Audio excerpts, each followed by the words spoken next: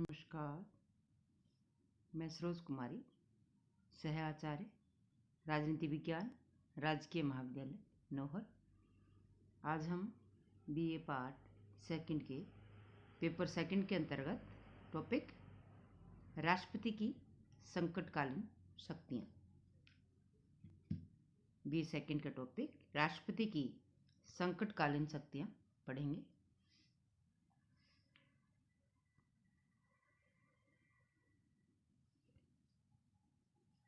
संकट की स्थिति का सामना करने के लिए संविधान द्वारा राष्ट्रपति को विशेष शक्तियां प्रदान की गई हैं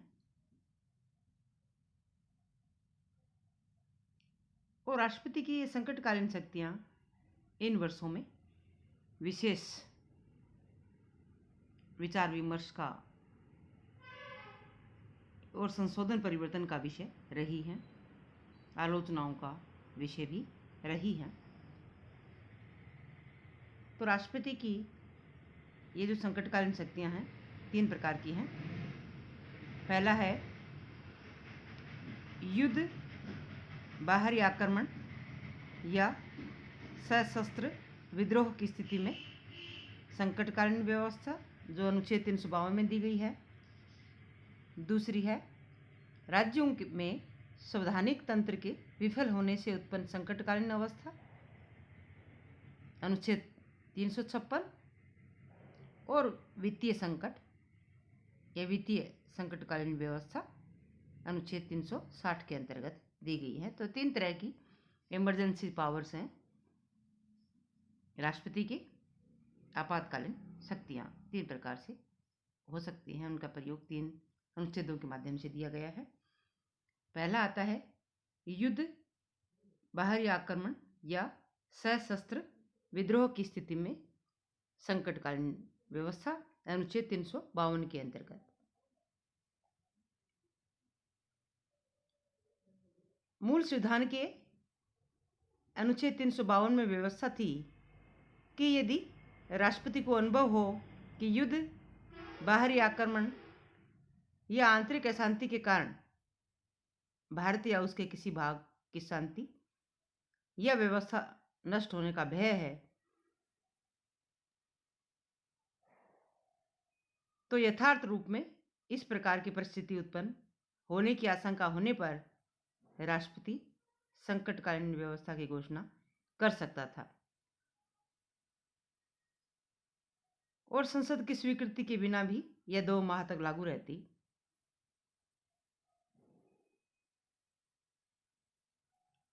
लेकिन 44वें संविधान संशोधन के बाद वर्तमान समय में इस संबंध में कुछ परिवर्तन किए गए हैं और इसकी जो व्यवस्था है, यानी 44वें संविधान संशोधन के बाद की जो व्यवस्था है उसमें कुछ शर्तें लगाई गई हैं, कुछ कंडीशंस हैं अनुच्छेद 352 के प्रयोग के संबंध में।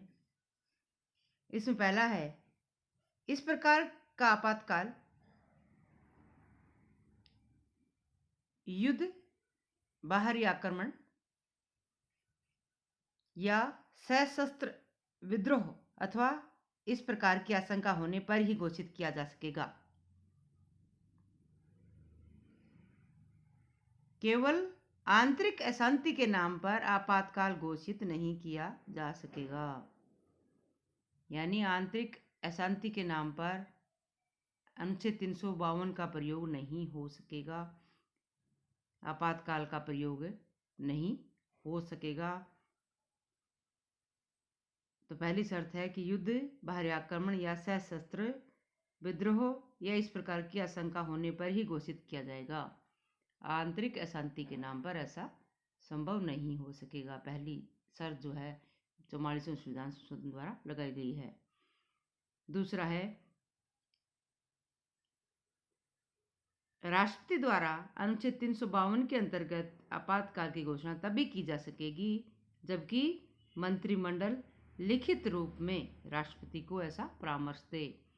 मंत्रिमंडल द्वारा रिटन में इस तरह का जो है परामर्श दिया जाना चाहिए। मंत्रिमंडल लिखित रूप से ऐसा परामर्श दे तभी संभव हो सकेगा। तीसरा है घोषणा के 1 माह के अंदर संसद के विशेष बहुमत से इसकी स्वीकृति आवश्यक होगी और इसे लागू रखने के लिए प्रति 6 माह बाद स्वीकृति आवश्यक होगी। 1 माह के अंदर संसद के विशेष बहुमत से स्वीकृति जरूरी है। घोषणा के 1 माह के अंदर ही। और विशेष बहुमत किसे कहेंगे? पृथक पृथक संसद के दोनों सदनों के कुल बहुमत एवं उपस्थित एवं मतदान में भाग लेने वाले सदस्यों के 2/3 बहुमत। पृथक पृथक संसद के दोनों सदनों के कुल बहुमत और उपस्थित और मतदान में भाग लेने वाले सदस्यों के 2/3 बहुमत से अगर मंजूरी मिल जाती है तभी ये जारी रह सकेगा और इसे लागू रखने के लिए प्रत्येक 6 माह बाद इस प्रकार की स्वीकृति आवश्यक होगी। चौथा जो है प्रावधान किया गया है 44वें संविधान संशोधन द्वारा, वो है लोकसभा में उपस्थित एवं मतदान में भाग लेने वाले सदस्यों के साधारण बहुमत से आपातकाल की घोषणा समाप्त की जा सकती है।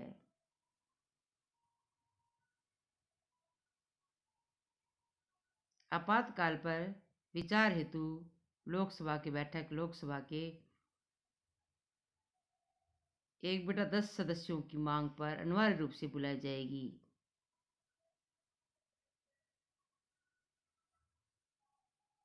राष्ट्रपति द्वारा की गई संकटकालीन घोषणा को न्यायालय में चुनौती दी जा सकती है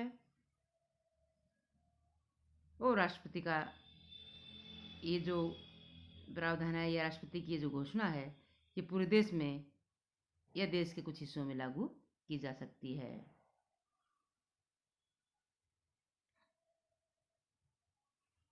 अब देखते हैं ये जो घोषणा होती है अनुच्छेद 352 का जो प्रयोग होता है उसका प्रभाव कैसे देखने को मिलेगा, क्या प्रभाव उसका संवैधानिक व्यवस्था पर या देश के प्रशासनिक ढांचे पर पड़ता है। इस घोषणा के लागू रहने के समय में 19वें अनुच्छेद द्वारा नागरिकों को प्रदत्त 6 स्वतंत्रताएं स्थगित की जा सकती हैं।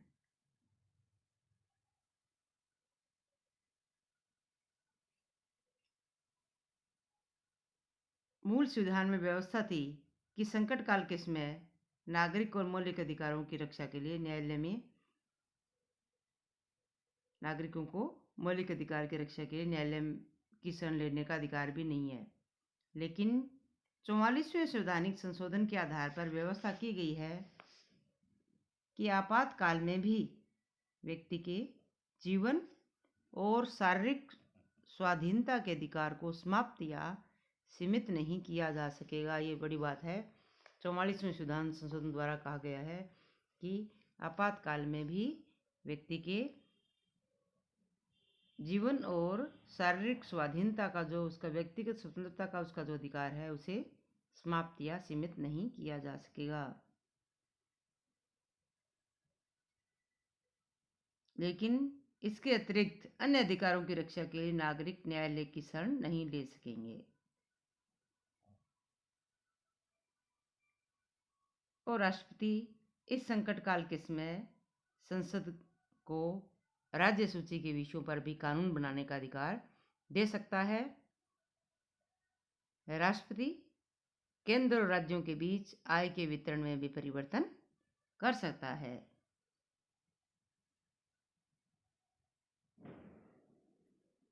तीन बार इस प्रकार के संकट काल की घोषणा की जा चुकी है। 1962 में भारत पर चीन का आक्रमण, 1971 में भारत पाकिस्तान युद्ध और 1975 में। तो पहले हमने पढ़ा अनुच्छेद 352 के अंतर्गत युद्ध बाहरी आक्रमण के द्वारा की परिस्थिति में जो संकट काल की घोषणा होती है उसमें किन शर्तों की आवश्यकता है और उसके प्रभाव क्या होते हैं। दूसरा आता है राज्यों में संवैधानिक तंत्र के विफल होने पर संकटकालीन व्यवस्था, अनुच्छेद 356।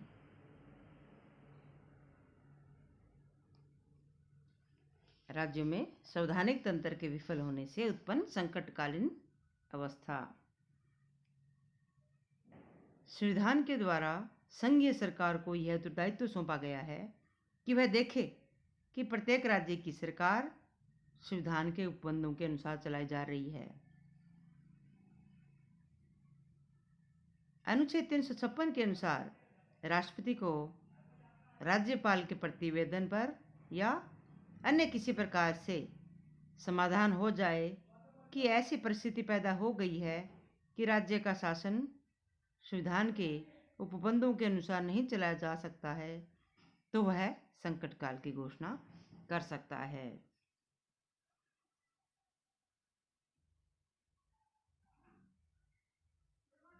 संसद के द्वारा एक बार प्रस्ताव पास कर राज्य में 6 माह के लिए राष्ट्रीय शासन लागू किया जा सकता है।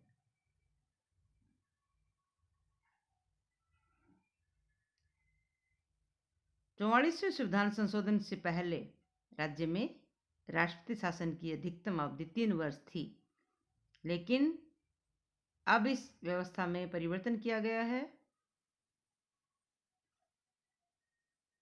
और राज्य में राष्ट्रपति शासन के 1 वर्ष की अवधि के बाद इसे और अधिक समय के लिए जारी रखने का प्रस्ताव संसद द्वारा तभी पारित किया जा सकेगा जबकि इस प्रकार का प्रस्ताव पारित होने के समय अनुच्छेद 352 के अंतर्गत संकट काल लागू हो और चुनाव आयोग यह प्रमाणित कर दे कि वर्तमान समय में राज्य में चुनाव करवाना संभव नहीं है। यानी मुख्य रूप से 1 वर्ष तक ही ये लागू हो सकता है। विशेष परिस्थिति में ही इसको बढ़ाया जा सकता है और किसी भी परिस्थिति में 3 वर्ष के बाद राष्ट्रपति शासन लागू नहीं रखा जा सकता।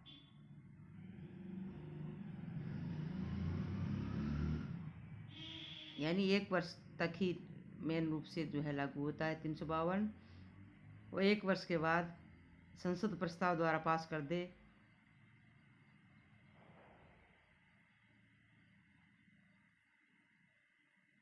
कि ये अनुच्छेद 352 के अंतर्गत संकट काल लागू है या उस राज्य में चुनाव आयोग प्रमाणित कर दे कि वहाँ चुनाव करवाना संभव नहीं है और किसी भी परिस्थिति में 3 वर्ष के बाद राष्ट्रपति शासन लागू नहीं किया जा सकता, नहीं रखा जा सकता। अब देखते हैं कि अनुच्छेद 356 के प्रयोग का क्या प्रभाव देखने को मिलता है। इस परिस्थिति में राष्ट्रपति यह घोषित कर सकता है कि राज्य की कानून निर्माण की शक्ति का प्रयोग केंद्रीय संसद करेगी।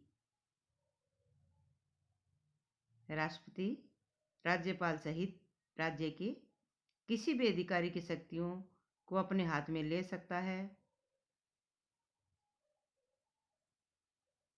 वह घोषणा के उद्देश्यों की पूर्ति के लिए उच्च न्यायालय की शक्ति को छोड़कर अन्य समस्त शक्ति अपने हाथ में ले सकता है।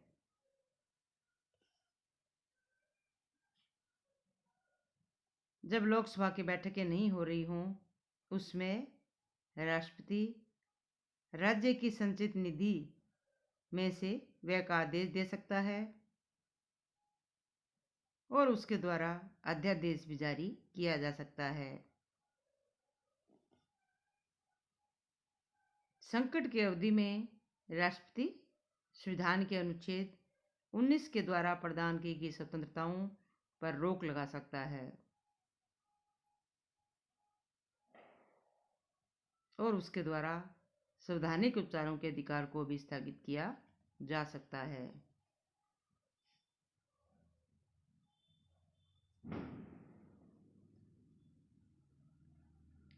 तो एक तरह से केंद्र सरकार के हाथ में ही संपूर्ण शक्ति आ जाती है जब किसी राज्य में अनुच्छेद 356 का प्रयोग होता है तो, और इसका प्रयोग मैक्सिमम बार किया गया है। इस अनुच्छेद का प्रयोग बहुत हुआ है और लगभग 130 से अधिक बार जो है अनुच्छेद 356 का प्रयोग करते हुए राज्यों में राष्ट्रपति शासन लगाया गया है।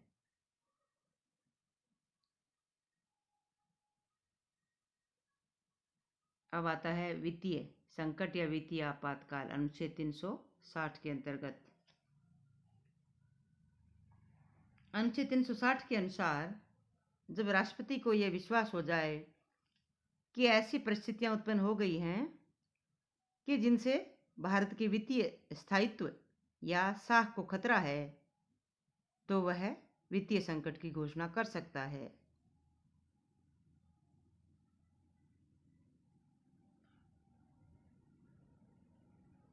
इस संकट की अवधि में राष्ट्रपति को अधिकार होगा कि वह आर्थिक दृष्टिकोण से किसी भी राज्य सरकार को आदेश दे सकता है। संघ तथा राज्य सरकार के अधिकारियों के वेतन में, जिनमें उच्चतम न्यायालय और उच्च न्यायालय के न्यायाधीश भी शामिल होंगे, आवश्यक कमी की जा सकती है। राष्ट्रपति राज्य सरकारों को इस बात के लिए बाध्य कर सकता है कि राज्य के समस्त वित्त विधेयक उसकी स्वीकृति के लिए प्रस्तुत किए जाएं। संघ की कार्यकारिणी राज्य की कार्यकारिणी को शासन संबंधी आवश्यक आदेश दे सकती है और राष्ट्रपति केंद्र तथा राज्यों के बीच धन संबंधी बंटवारे में आवश्यक परिवर्तन भी कर सकते हैं। हालांकि देश में अब तक वित्तीय संकट की घोषणा की आवश्यकता नहीं पड़ी है।